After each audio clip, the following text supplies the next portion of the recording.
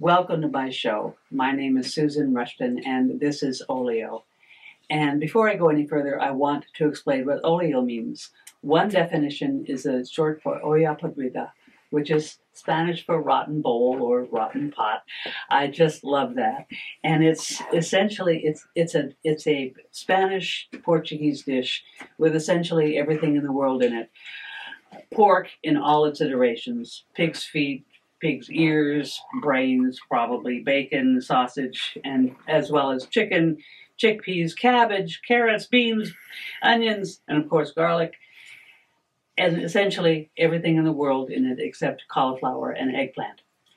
That's one definition. Another definition is that olio is what comes in between the acts of a melodrama. So you might have somebody juggling, you might have somebody singing, you might have somebody doing a skit, and none of it has anything to do with anything else, and none of it has anything to do with the rest of the melodrama.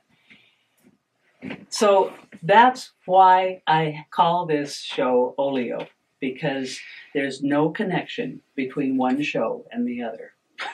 So, welcome to my show, Olio. My guests today are David Loya. Thank you, David. Thank you for having me. And you're welcome. And Darleen Culliban.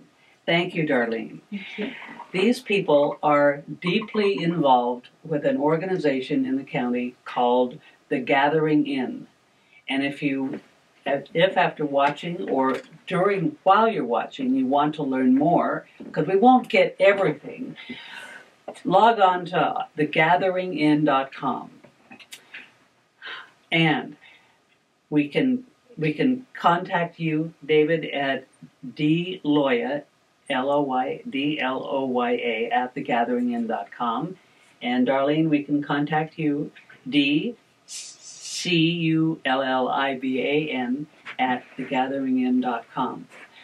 So, first of all, jump in. What is the Gathering Inn?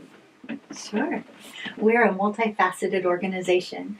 We are purpose-driven and we are mission-driven to make impact in the lives of those individuals experiencing homelessness. Okay, so what do you mean? Yeah, so we have several different locations and 3 different programs where we want to make sure we are meeting people where they are, inspiring hope, and walking alongside them on their journey from homelessness to sustainable housing. Okay, so how long has the Gathering Inn been in existence? Since 2004. Okay. The Gathering Inn started as a winter-only shelter when 4 pastors in Placer County got together and addressed the situation with people on the streets in the very cold winter months. And so as they got together, they decided to make the Gathering Inn a shelter for men to come and have a dinner as well as a safe place to sleep. Men. Mm-hmm. So the Gathering Inn is just for men? So it started as a men's shelter. Right. Okay. And then as the years progressed, they saw the need for women and families.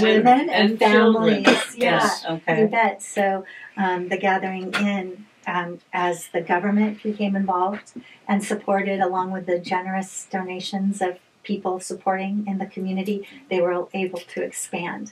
And so today we have a comprehensive program, or programs, I should say, Yes, to meet different individual needs with emergency shelter as well as permanent supportive housing and also medical respite care. great, Yeah. great. So why are you involved? I personally am involved because the Gathering Inn aligned with my values. I wanted to make impact. And so as a senior director of development, I felt I was able to invest gifts to make a difference in people's lives. And I have to tell you, I've been with the Gathering Inn now almost a year, and it has far exceeded my expectations as far as being able to play a part in the lives of individuals as well as tell the story of the Gathering Inn. Okay. I want to say that selfishness has a bad rap. I think I think that if a person wants to do something because it feels good, That's selfish. But like I'm doing this because I'm selfish. I want to have you see me and hear me. And I want to be recognized. That's fun. But also I get to learn things. Yeah. I get to be respected by you and find more people to respect. And this is that your involvement is a selfish thing because it makes you feel good. And I don't want to insult you because I'm not. But doing this clearly makes your heart full. Mm. It does. And that's selfish, isn't it? Isn't that selfish? That's wonderful. I think we find meaning in serving others. Yes. And I've certainly found that to be true. And along with all the team members at the Gathering Inn, they are very passionate about making a difference in people's lives. So I'm just so grateful to be among the team members that I am. Good. Okay. David, why are you involved? Susan, that would take a long time with an incredible backstory. But to succinctly put it, I deeply believe that though the center of the Gospels is not about the poor, that they certainly point the way. And my calling and mission in life is to stand next to those who have been marginalized, who have been dehumanized. Often in our society today, that is a person who is homeless, struggling perhaps with mental illness, and co-disorder with some sort of addiction to numb the pain that they have, where they struggle to deal with the voices in their head or sleeping under a bridge. So my calling, my passion to be with the Gathering Inn, after we merged the Lazarus Project with them, is to lift up those who society does not see as fully human, to stand next to those who've been socially ostracized from our community and looked down upon. And that's where I situate myself, and that's where I'll situate myself to the day I pass on. But that is why I am part of the Gathering. Okay. So, and you mentioned the Lazarus Project. What's the Lazarus Project? So very quickly, the Lazarus Project was started by some wonderful community citizens, as well as St. Rose Catholic Church, Father Mike McEwen, in 1998. And they opened up the very first transitional home for 6 men who were homeless. And then in 2001, they opened up a home for 6 women that were homeless with a persistent mental illness. And that small organization grew to a couple homes. And then the CEO of the Gathering Inn, Keith Dieterich, and I got together, and our boards, and we decided that the best thing to do was to merge our organizations so we could create a more holistic organization that can move people from shelter to housing. Okay. I met you and you're another Keith Diedrich at the Medlars several months ago. Medlars is a meeting every Tuesday in City Hall, and you talked for half an hour about the Gathering Inn and the project that is, I don't know whether it's ongoing or it's on hold or has started to be built in Roseville, and I thought that was the only thing that there was, because that's the only thing you talked about. But this is a massive, vast organization that has lots of different ways of helping homeless people, right? It does. Okay, and I don't believe I'm wrong when I say that this sounds like it's a religious organization. Is it a religious organization? Go ahead. We are not religious, however. Although you are. But well, we are inclusive. The organization isn't. It has roots in the faith-based community. Okay. And, but, we continue to receive so much support from our faith-based church partners and other places of faith that align with our mission. But it is spread throughout the hearts of community at general. We could not be sustained without the entire community. So a lot of faith-based organizations, this is part of their ministry, and we're so grateful to be part of their ministry. We are sustained by them, as well as other clubs and organizations and families who want to make a difference. Yes. So back to that place, that organization, that place in Roseville that the gathering in has in mind for a community. How is that going? Is that started yet? So that project proposal is called the Campus of Hope. Okay. And it's actually in the unincorporated part of Placer County in the Sunset Industrial Area. Near Roseville. It's near Roseville. It's kind of in what is commonly referred to now as the Tri-City area, which is a corner pocket of Roseville, Rockland, and Lincoln, as those are the growing cities in our community. So that's a project we have put forth almost 2 years ago as an opportunity to reduce homelessness by 82% in our community by providing a new emergency shelter, very robust holistic support services, as well as about 240 units of micro housing. And housing has always been the barrier, but the key to resolve the issue of homelessness. And it's very difficult for many, many reasons to build housing in our community. It is one proposal that we have put forth. I know the county and the cities are working on another proposal, and I believe sometime in the new year of 2023, we'll all get together and take a look at what is available, as well as the proposals.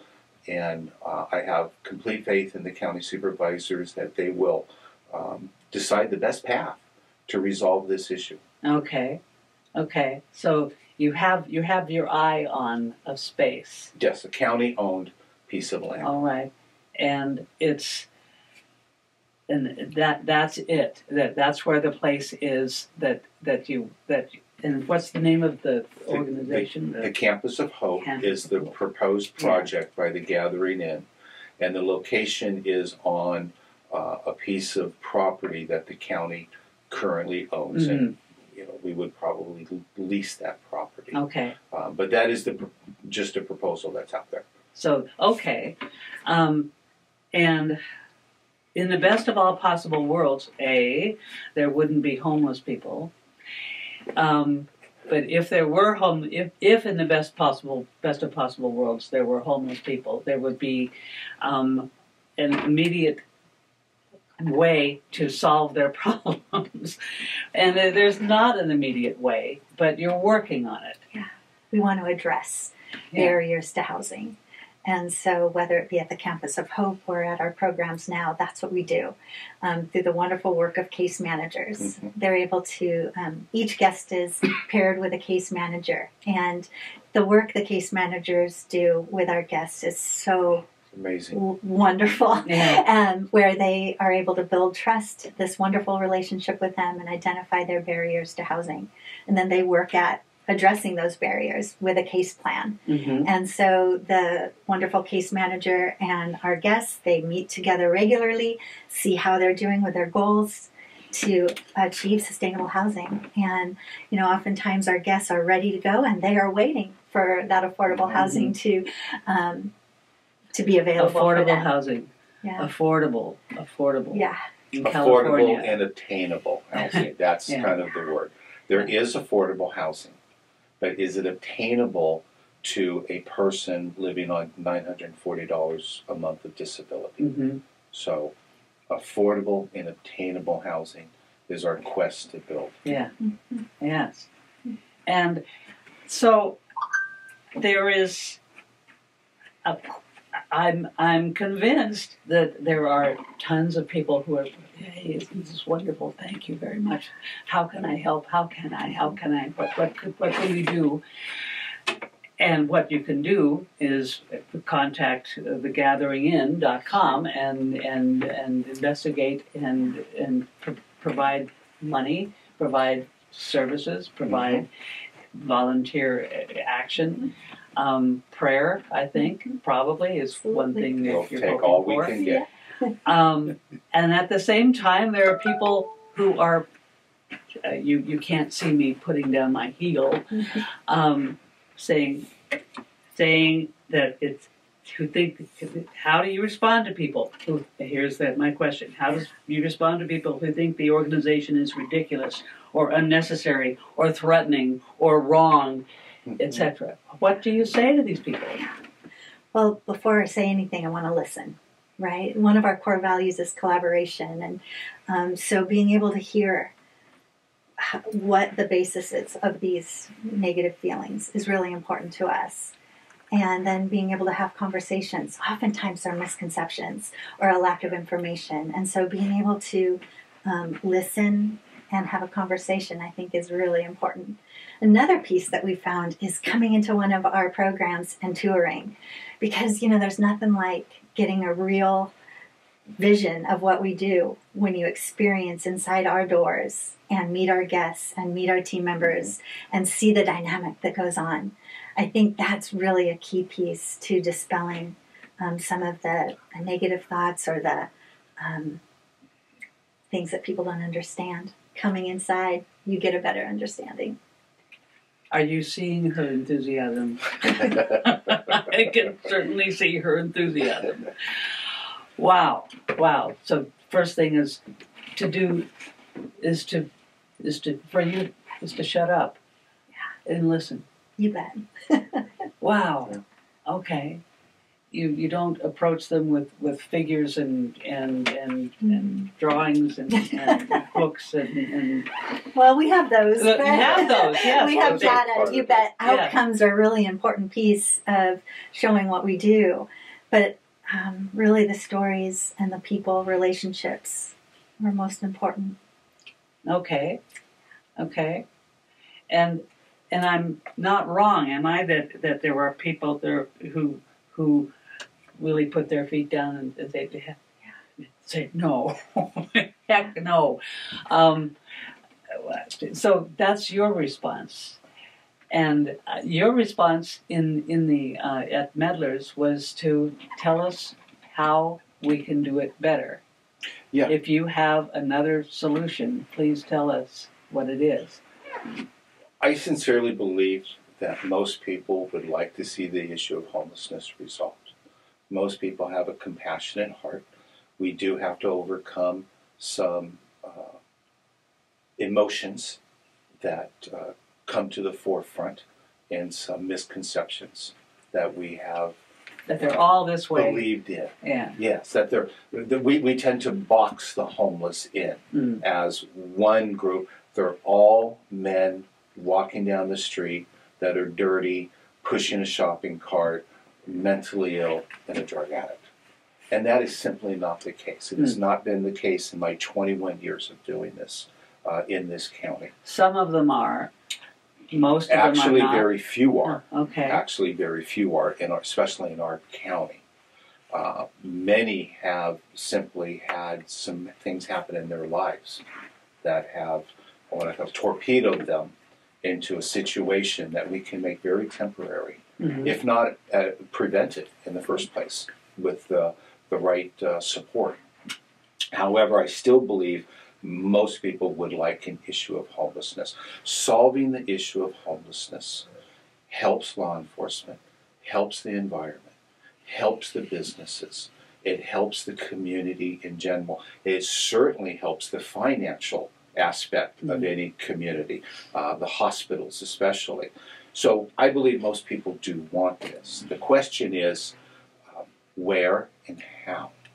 So as an organization, we are always listening to say, how would you like us to respond to this issue?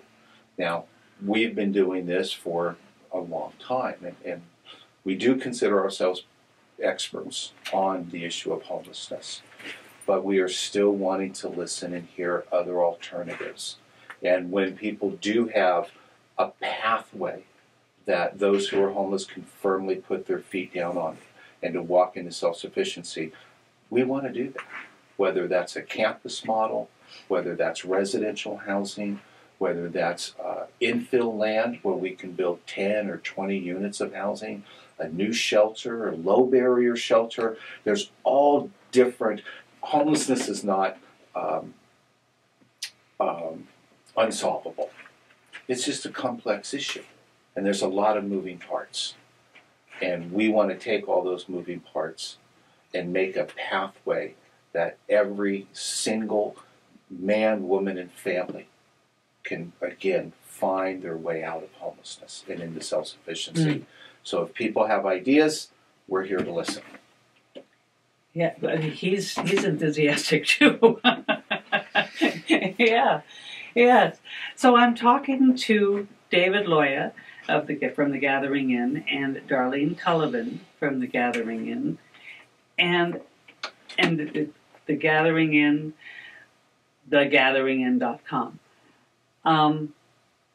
This is a charming, hopeful organization, and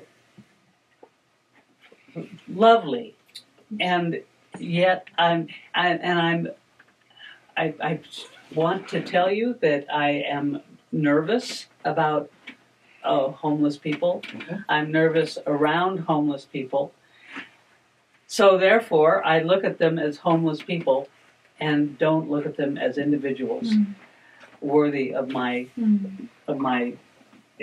interest. And I'm embarrassed to say that, but thanks for being honest. Yeah, we really appreciate that, and you're not alone in that understanding. And what I've seen and what I've learned when I do have the opportunity to speak to individuals experiencing homelessness, and I look into their eyes and realize all that I have in common, and several things that I've been so blessed with by grace, and understanding that though we share things in common, we also have different backgrounds and different resources. And so I think what we want to make sure is that we level one's ability to have access to things that we take for granted, like basic necessities. A toilet nearby. Yes, having a shower, having clothing, having food without worrying about where we're going to find our next meal. Those things are definitely different. However, the human soul, the things that make us happy, things that inspire laughter and joy are common. You know, when we see our guests enjoying healthy relationships, enjoying the ability to be at peace at night and not be afraid, the ability to make choices, all those things we can relate to. And so, you know, I have changed, I have to say. Probably one of the most defining moments was when I got to look at my first guest at our Roseville shelter, look him in the eye, and have this amazing conversation with this gentleman named Jason. And I recognized his striking blue eyes, and also that his earrings matched mine. Right? It's like there are things in common.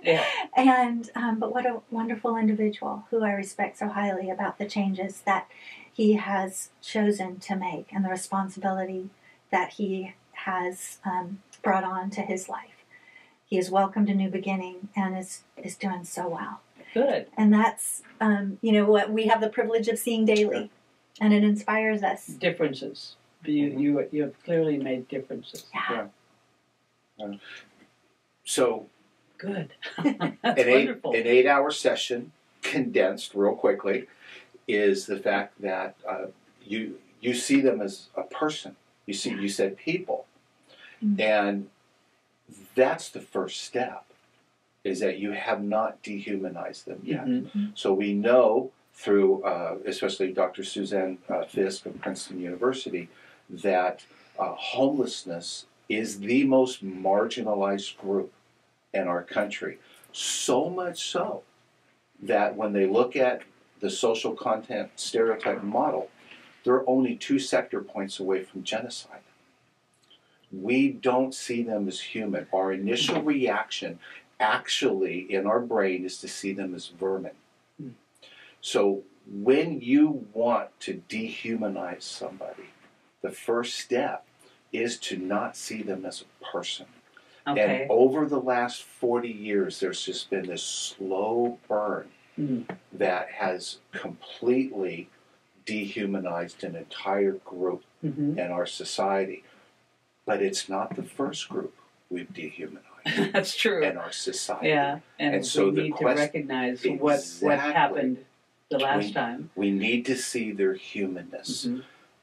We have never met or interviewed one person that is homeless, that walked across that stage in high school, got their diploma, and said, fantastic, now I can be homeless.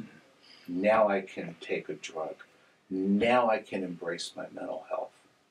Never, ever happened. Homelessness rarely happens overnight. Okay. It's a situation after situation after situation without the proper support and network and love around them. And experts that can really help. It's, again, it's no secret how we got here.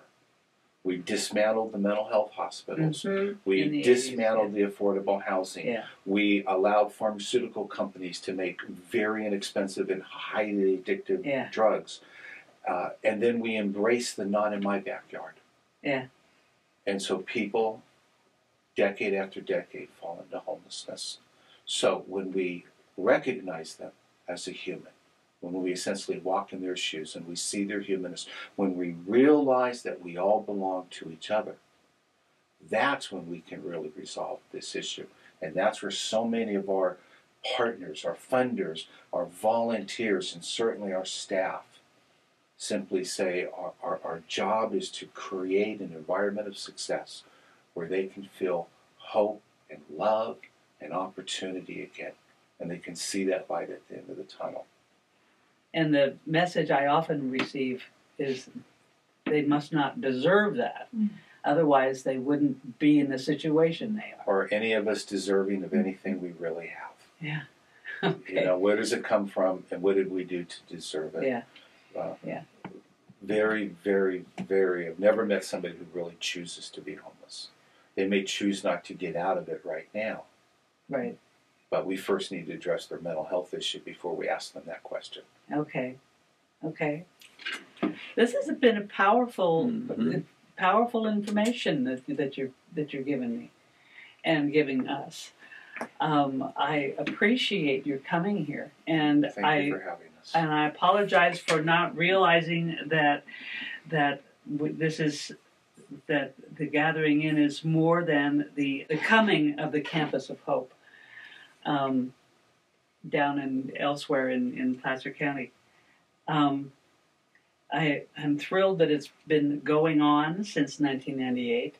I'm thrilled that you have people involved. I'm thrilled that you are interested in volunteers. You are interested in volunteers, and if not volunteers, you're interested in donations. Okay. So please, if you want to volunteer to help the Gathering Inn, log on to thegatheringin.com. And Gathering Inn, the inn has two N's. And if you are interested in donating, please log on to thegatheringin.com. David, thank you very much for joining. Thank you for having us. It's been a pleasure. It has been a pleasure. You're right. We'll have to do it again. Oh, good. And Darleen, thank you very much. Thank you so much, Susan. Yes, you're welcome. And thank you for watching.